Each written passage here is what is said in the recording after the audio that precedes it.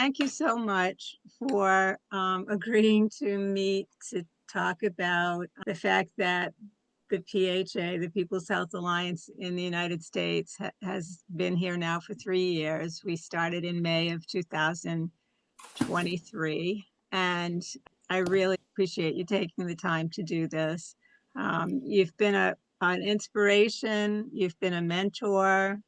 I also consider you a friend at this point. Same. And the fact that you actually came to the United States one day and I was able to meet with you in person, that was great. It was so nice to have It lunch really with you. was. Yeah. And you've got family that are from near where I live. Yes, my family was from Preston in the UK. So, yes. Yeah, Um, we were it, meant to meet, Linda. we were absolutely, I think that we may have worked together before in a different reality. I think I that's think you're quite right. possible.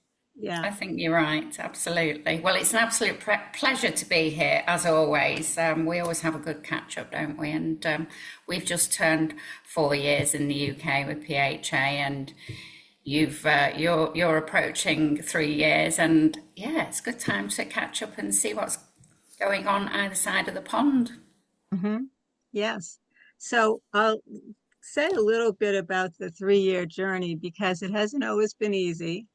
There's definitely been some challenges. It's taken tenacity on both of our parts to follow our dream here, to follow our vision for what we would like to create. I heard the interview was done with Pam Gregory in 2022, I think Mm-hmm. April of 2022. And at that point was really looking for something to inspire me, to give me a sense of purpose, to give me something to feel like my life had a little more meaning. You know, I've been a clinical social worker for 30 plus years. I have a private practice. I had a private practice at that point, but I'd had to give up my office because of what was happening in the world. And it was we were struggling. So Yeah. hearing what you and the people that founded the People's Health Alliance with you were doing really it just uplifted me and gave me a sense of purpose. And I knew right away that that was something that I wanted to get involved with. There wasn't really ever any doubt about that. Mm-hmm. And part of the reason for that is because I really started to work on this years and years and years ago. When things started to change in the United States with healthcare. And I didn't like the way that things were going and couldn't quite get other people, colleagues, other professionals, administrators to see things the way I was seeing them. Mm. People seemed to be somewhat complacent, I guess, about what was happening. And I didn't think that managed care was a good thing for the United States healthcare system. Still don't. Mm-hmm. But that was in the 1990s, probably. So honestly, I feel like I was waiting for this. Like I kept saying to myself and anyone else who would listen, there's going to have to be, the people are going to have to take this back at some point. Absolutely. And when you said that that was your plan, I was like, okay, I'm definitely on board. And then you said that you were getting a lot of attention from people in the United States, and so I started to look for that on Telegram, and I did see that there was a lot of people from the United States that were asking about it. But everyone was looking for someone else to initiate the movement. And so after, I think it was by August of 2022, I realized, Linda, you may be the one who's going to initiate this, which was quite surprising to me at that point, because although definitely wanted to join the movement, I didn't necessarily want to lead the movement. But I realized that, well, it may be that if you don't do it, who is going to do it? And so And I think that's proven to be the case 3 years later. Yeah, I think it probably has been proven to be the case. So I started holding Zoom meetings in the United States and just said, I'm here. I'm really interested. I love what I'm seeing happening in the United Kingdom. And is anybody else interested in talking about that? And gradually people started to join the Zoom meetings. Mm, Uh, there was a there were a couple of people who got really committed to coming to the Zoom meetings, and so we decided that we were the core team. And we, as I said, we launched our website and announced ourselves to the world in May of 2023. And then things got a little tricky. People started to get disillusioned, a little burned out, not sure that they really wanted to commit to this long term. We tried to start regional networks, and people were identified in different parts of the country because this is mhm, a very large country. mm. I Googled one time, what state is the size of the United Kingdom? And it turns out it's Louisiana. Um, so geographically, you're Yeah, in a country about the size of Louisiana, and I'm yeah, not. yeah, There's yeah. 50 states. Um, It's very different because, yes, we're in a small country, we're all living on top of each other. So I suppose that connection is somewhat easier. I mean, we've got our friend Anna Carson in Australia, haven't we? And I think that's a lot bigger than the US, isn't it? mhm, And there are less people, so they're even more mhm, spread out. And I mhm, think that's where the challenge comes, isn't it? mhm. Yeah. So we actually needed to recreate ourselves in 2025, which we have now done. And we renamed ourselves the People's Health Alliance of North America. We decided to go even bigger, despite what I just said. We felt that it was important to include Canada and Mexico in what we were doing. I had worked with some people in Canada along the way. Seems like they kind of went in a different direction, and it didn't seem like anyone was really sort of spearheading the movement in Canada anymore. So I said, Yeah, well, okay, we'll welcome people from Canada as well. And we don't have a large representation from Mexico at this point, but we're definitely open to it. And, yeah, each country has their own health system, which is, not run the same way. But I think that the principles, the philosophy of creating healthy communities fits wherever you are. And I've really, absolutely. and in meeting all the people that I've met in doing this and networking, I'm actually quite taken by the fact that the issues are so similar across the Yeah. globe. Well, it's been a global demise, hasn't it, on health? It's been a global onslaught and the removal of our autonomy for a number of years, and that's not by mistake that it's everyone's gone in Right. tandem. So yeah, these are global issues that we face, and therefore, and we've said this for a long time, Linda. Each of these issues we've tackled mental well-being at some point, and again, it's a global issue. So isn't it wonderful if you've got groups, like-minded groups around the world that can work together and share their expertise and share their knowledge Mm-hmm. and come together and look for the solutions rather than we try and do it on our own. And that's it, isn't it? It's all about collaborating, coming together, connecting, and looking for solutions. How did you come to the mission statement that you have now? Because I know I've seen a lot of different variations of the mission. I think, for us, we're 4 years in, and this is about scalability. So our mission is to inspire or empower 10 million people to take back control of their health. And it's always been our mission to empower people to take back control, and to do that by creating healthy, connected communities around the UK. But I think and that's been happening. That's been happening for 4 years, which was amazing. But we feel that we're often still in this echo chamber to an extent, and I think by sticking a figure on there, this is our aim, and we believe that that 10 million is the tipping point. Okay. So we work towards that, because at that point, if we can achieve that, Hmm. then it won't become It'll something unusual.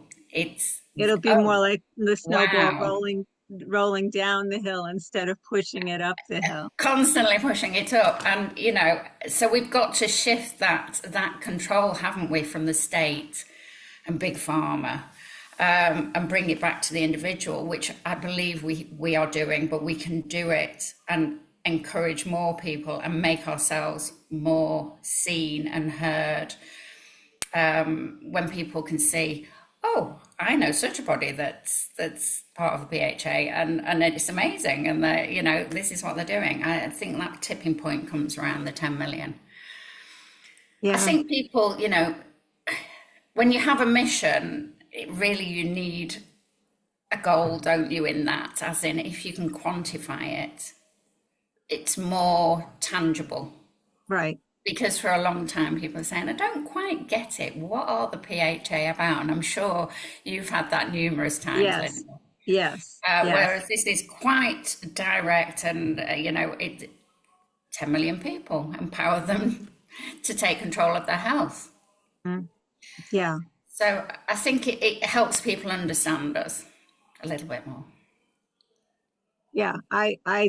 I think that it has been difficult to figure out what my elevator speech is in explaining what it is that we're attempting to do.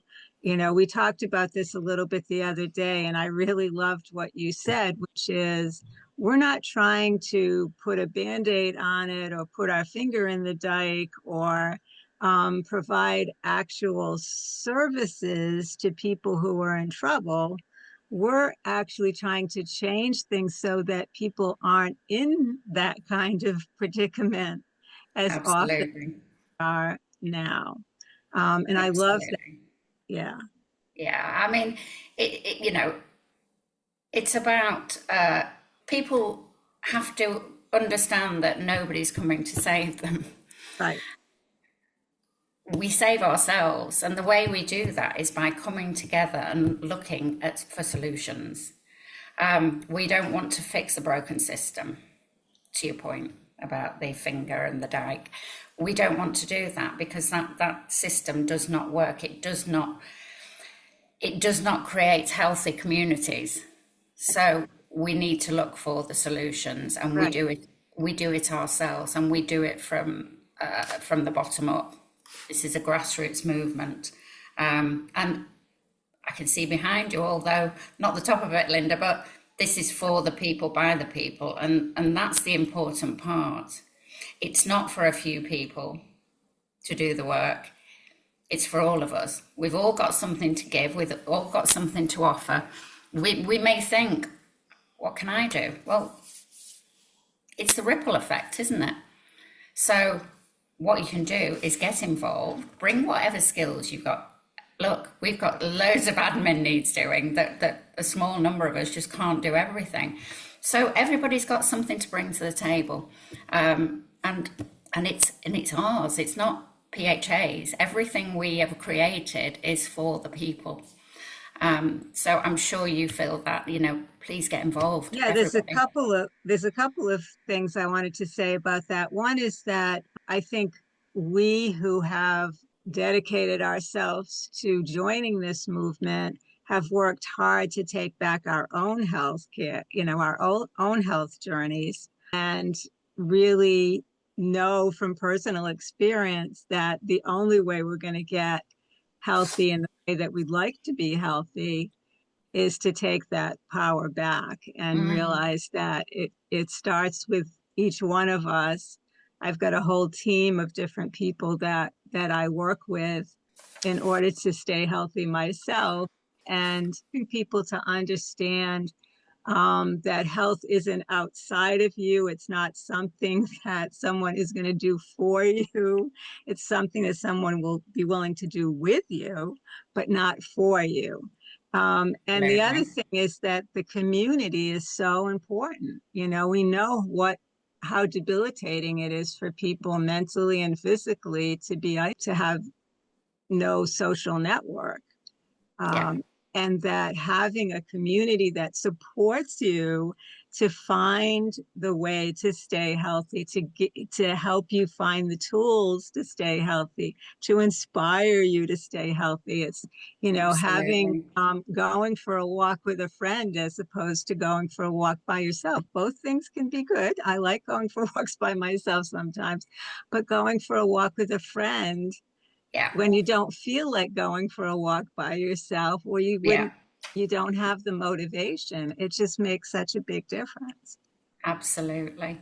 I think people have realized, we live in a fear-based society, don't we? It's the propaganda that, and I think there's been so much of it that, it's woken people up to an extent that something isn't quite right. And part of that equation of isolating people, we've seen a complete erosion of third places over the last 3 or 4 decades, and that's by design. So isolate people, introduce the fear-based propaganda, and people lose their, the sovereignty that they've got because they're living in fear.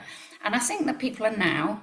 I think a certain event, over the 2020, 22, 21, 22 has helped a lot in making people realise that this is not right. And, the PHA provides that, empowers people by providing education. It may not be for everybody, but hey, come and have a look and see what resonates.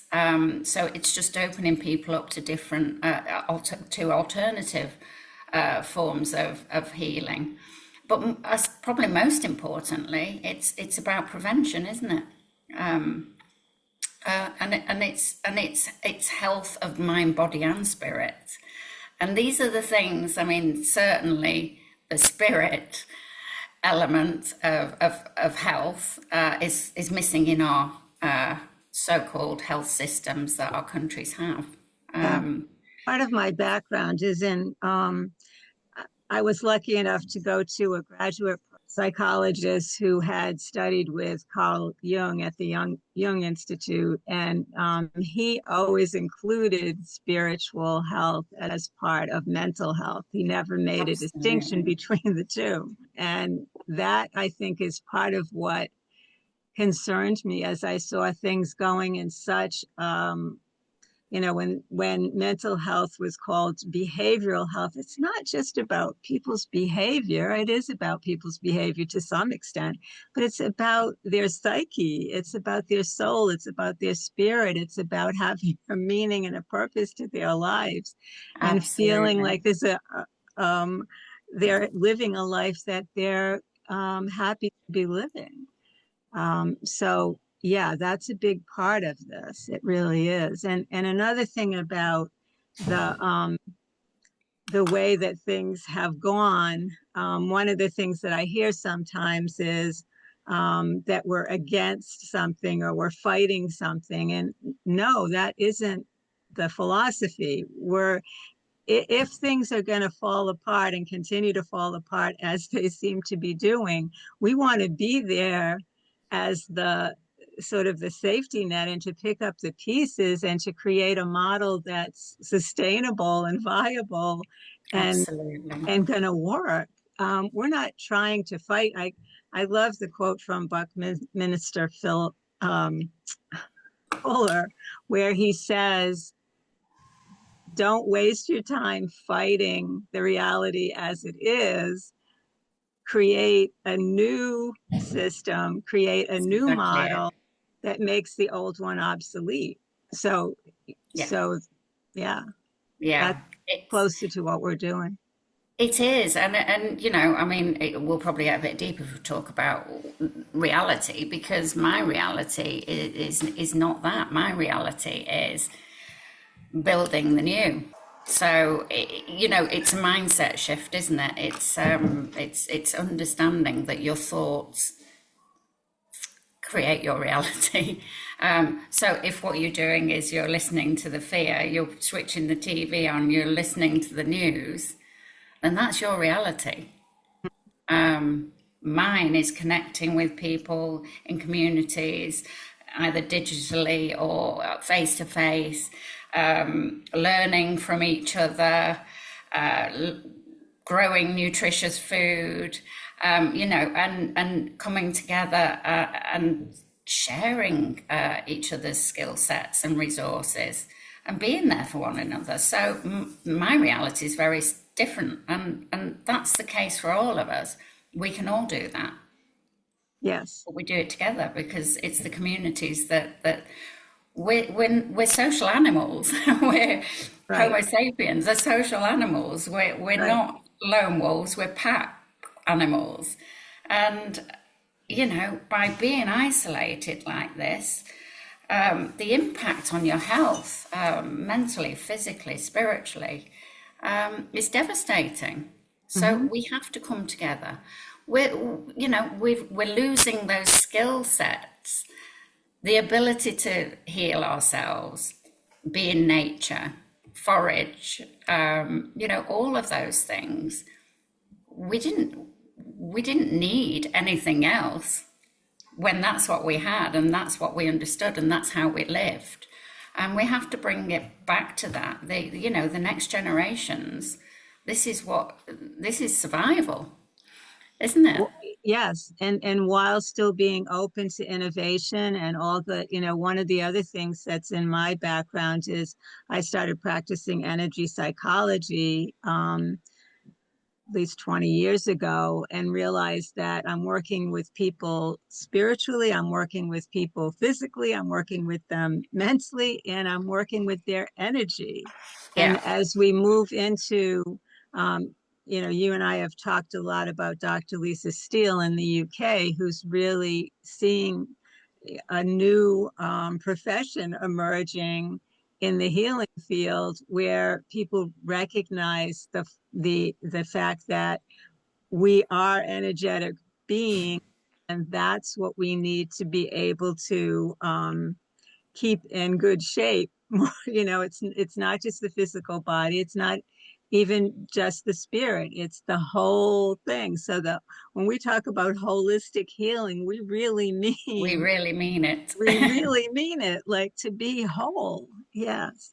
Absolutely. And that's a huge shift for people. I mean, this, you know, I'm glad you've mentioned Lisa because she's incredible. And it is a real shift in the paradigm of health care and what it means to be healthy. And, you know, I work quite closely with Lisa, and on our biggest goal there, you know, is that people don't need a health system Right.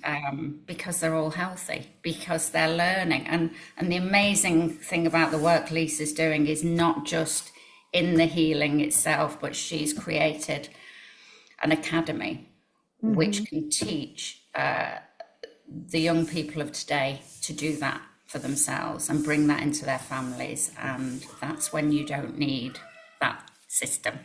Right. And in the United States, we have the recently opened medical school in Arkansas that was started by Alice Walton, where she's giving people who want to go into medicine but are really discouraged by the current system another option.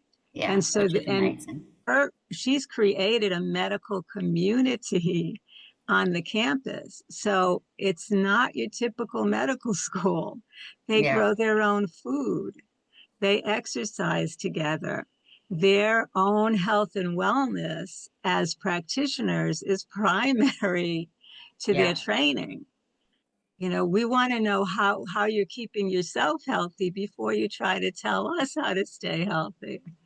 Absolutely. It's the old put your own oxygen mask on before you help those next to you, because exactly that.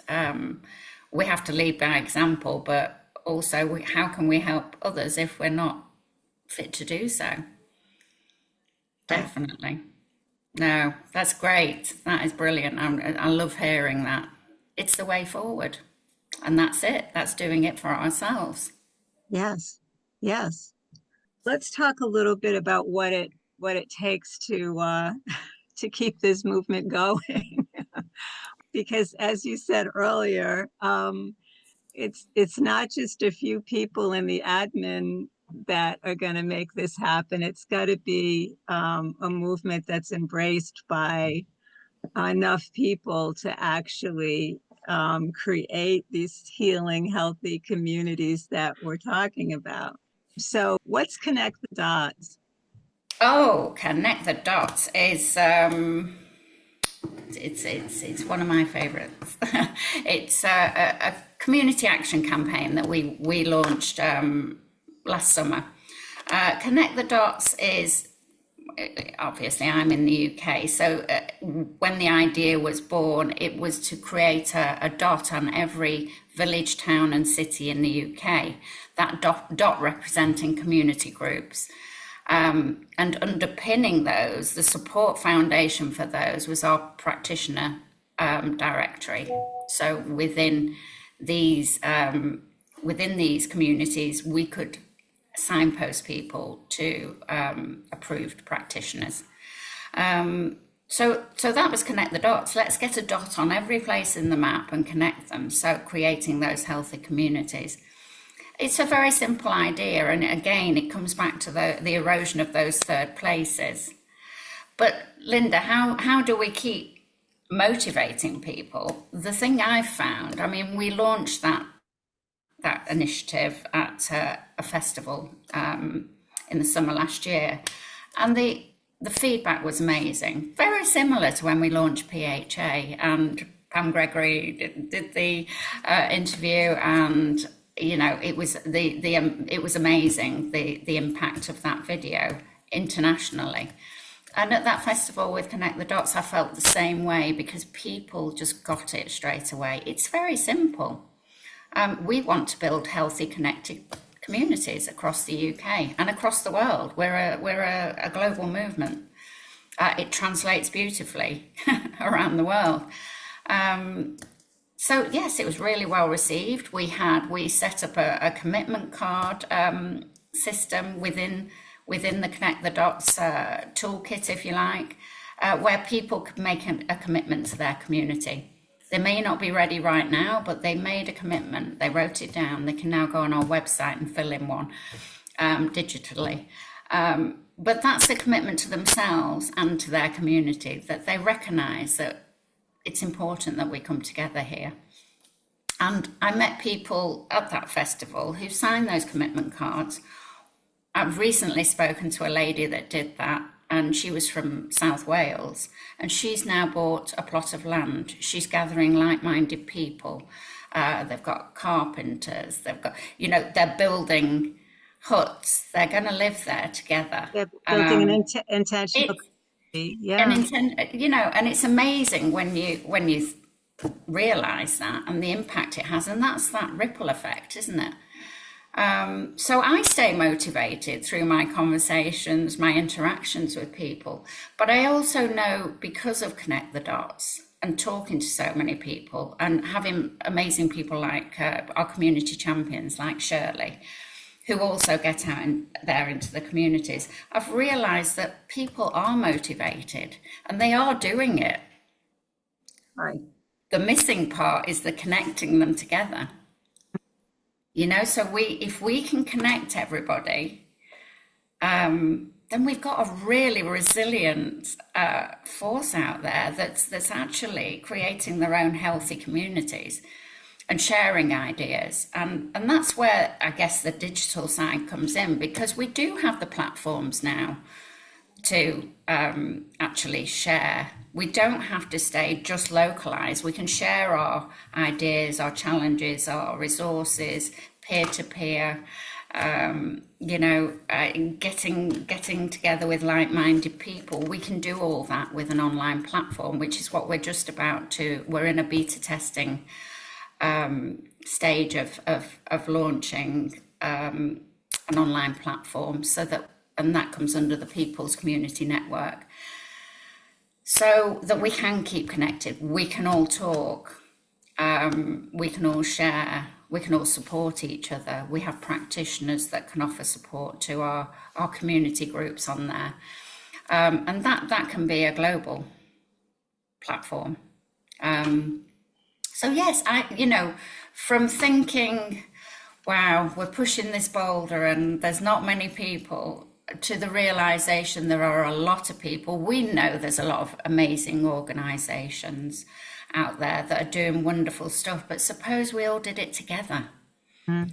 Suppose we stopped, okay, well, if you're doing education and you're doing it really well, we'll carry on with health, or let's look at care in the community. Somebody else can look at that. We're gathering the people and what resonates with them together, Yeah. and giving them the platform to connect and talk and look for those solutions.